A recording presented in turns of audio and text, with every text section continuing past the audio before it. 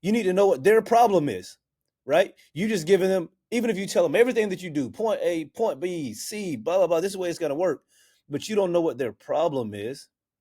You're sort of just talking because you may talk about things that doesn't have anything to really do with them. They really don't care.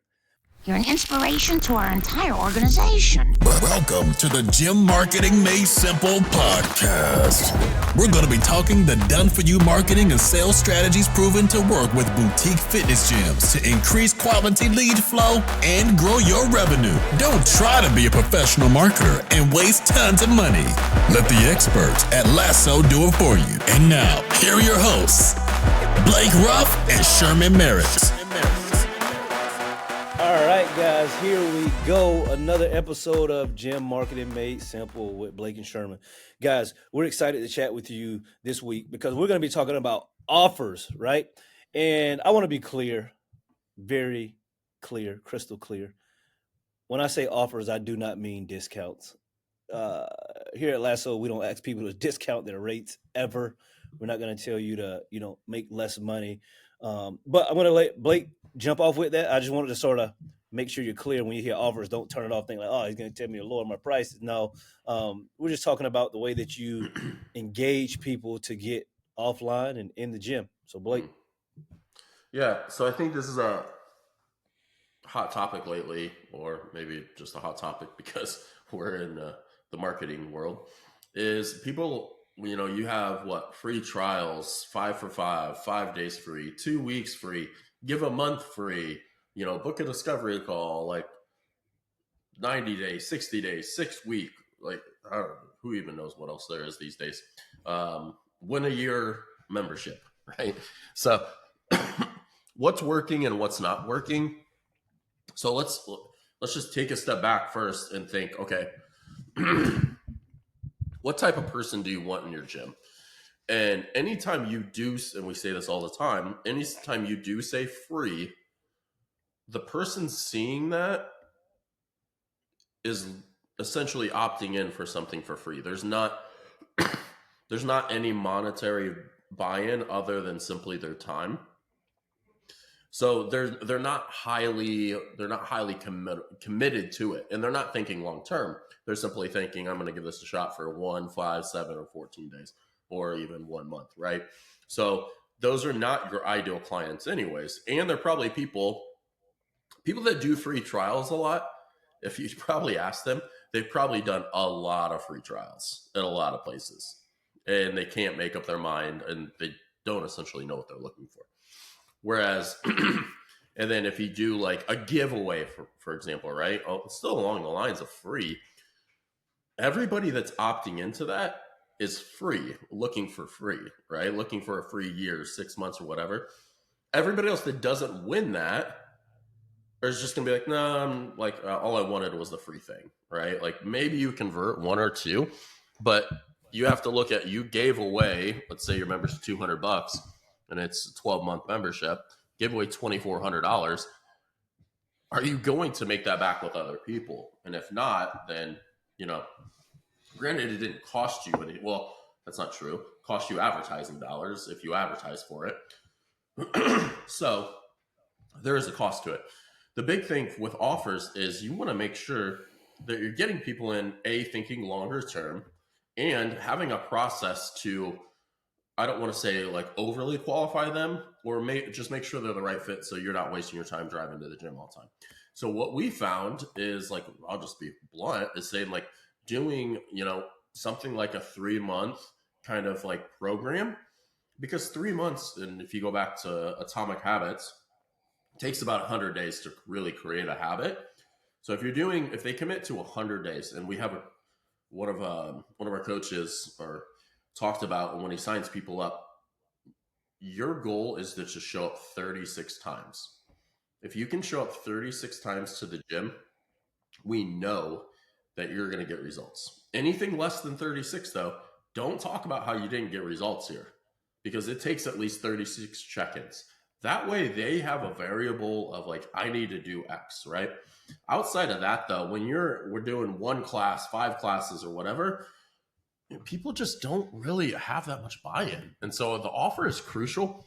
on the flip side of it too, having a compelling offer, like everybody does free trials. You're not standing out and you're not being any different by talking about come in for a free trial or a free consult or whatever. Like it doesn't really stand out and it's not that compelling. It doesn't spike somebody's interest. So if you think about like when you're running an ad, they're going to see the image and then they're going to see the headline, which the headline should probably be your offer, and then they're going to see the copy. So the image stops them, the headline grabs their attention, and then the copy just gives authority or trust to what you're doing, right? Sherman, what do you add to that? Yeah. So, in addition to that, the offer, guys, most people. So, just because you have an offer out there, now I want to be clear. I am not talking about the bait and switch. I'm not talking about it at all. So, I want to be clear about that.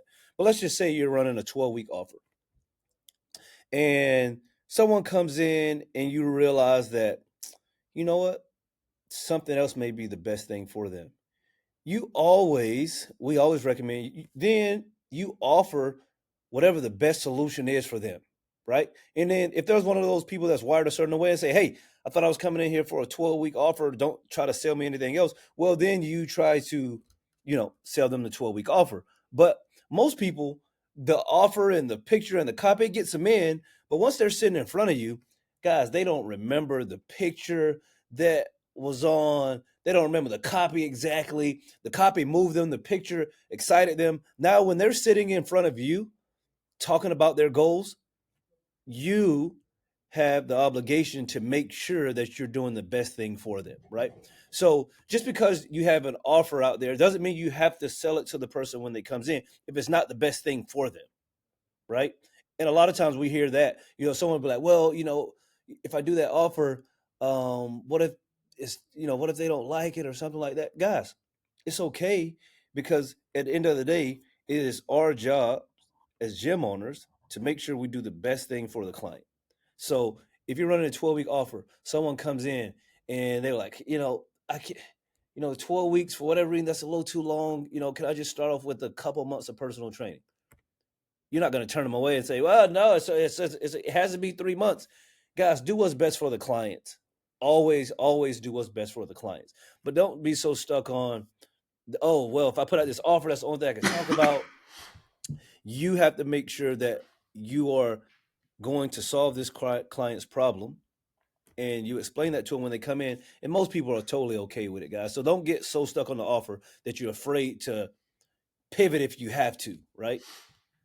And I think a big thing too, Sherman, is like people get so hung up on the offer, even if it's a great offer, that like, oh, well, they're coming in, and then I want to like, can we add nutrition to the like the copy, and like, had somebody recently, and granted they're new, is just like, well, I have a doctor that I can prescribe this and then do weight loss protocol. I'm like, I might sound dumb, but like I've had a gym for 10 years and I don't even know what the doctor's weight loss protocol would be. How is somebody else going to know that? Right? Like just get the whole goal, guys, of an offer of your ads is to get them in front of you.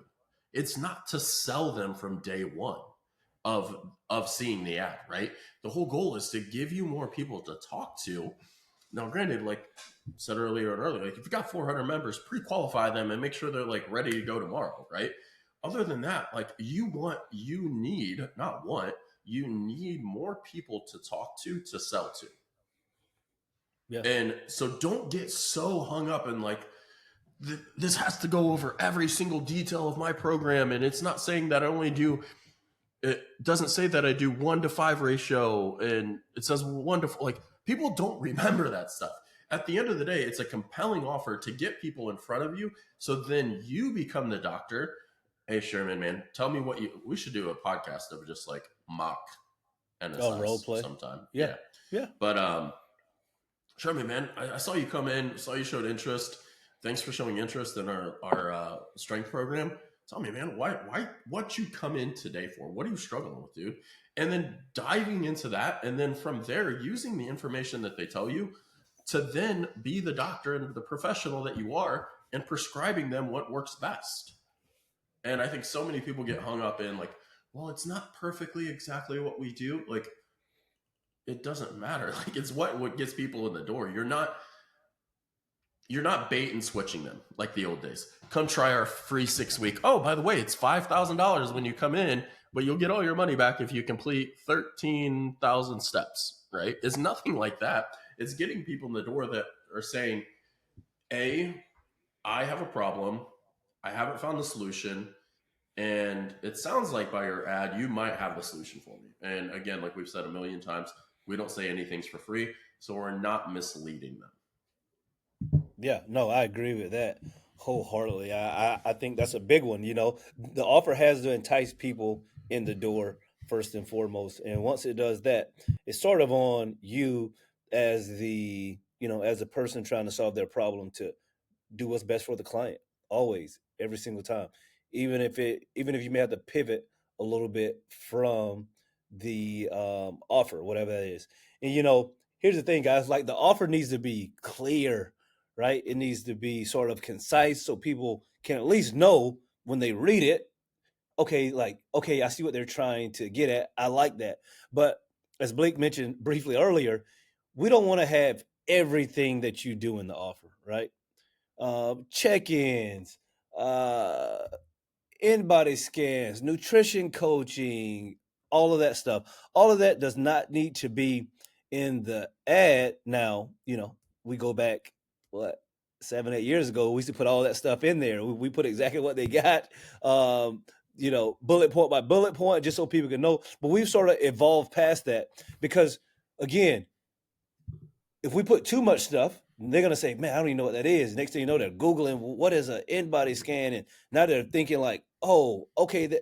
No, we want to do something that is clear and concise so that when you get them in, you sign them up for what they need that you offer at the gym, right? That is key, guys. So your offer doesn't need to be uber complicated.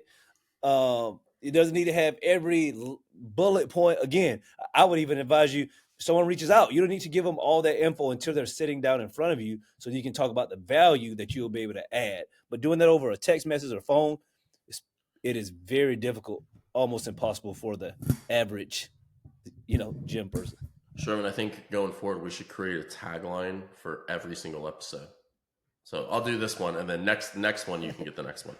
So this one is, don't make people burn mental calories trying to come in the gym. You want them to burn calories when they're actually in the gym working out, right? What I mean by that, if you make them overthink, like Sherman said, I got to go to Google and see what weight loss protocol is, right? Like, I would probably even have to do it. Like, is this semaglutide? Is this Ozempic? Is this like, does this mean nutrition? Like, I honestly don't know. And they diverted from yours, which is just an extra step. You made them burn mental calories doing so. Simple. Keep it simple and to the point. You want them to burn calories when they're actually working out. Don't put friction between them coming in the door to sit down with you. And make them have the friction point when they're sitting down from you and making them sign up and the price and selling them on a high thing. And then, if you have to lower sell them, that's fine.